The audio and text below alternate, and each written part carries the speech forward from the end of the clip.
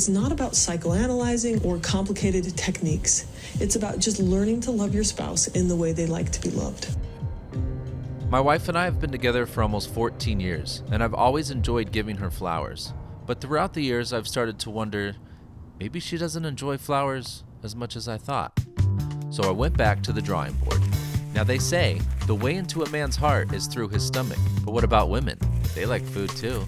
Now don't call it a flower if it's cauliflower, but I devised a plan and sprung into action. I stopped at the local nursery to pick up a couple of starter plants and headed back to the pad. Now as I carefully escorted these cauliflower babies through my backyard, I started to think about the correlations between having a relationship and having a garden. They both take a strong foundation, care, love, the feeling of connection, and for lack of a better word, work.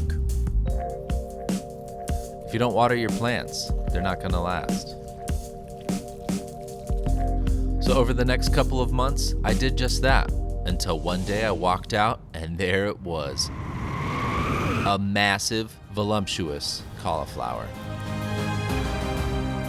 As I yanked that sucker from the garden, I was so excited I held it high to the heavens like a baby Simba.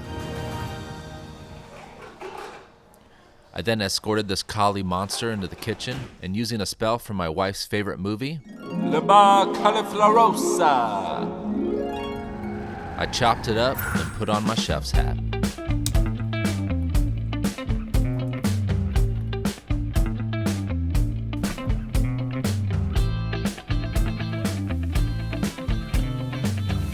Once I sauteed the cauliflower, I finished it up with some tahini sauce, and the package was ready for delivery.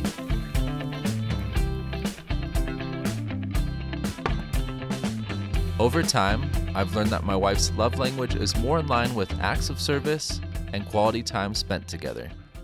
But I still sneak in a flower every now and then. Love you, babe.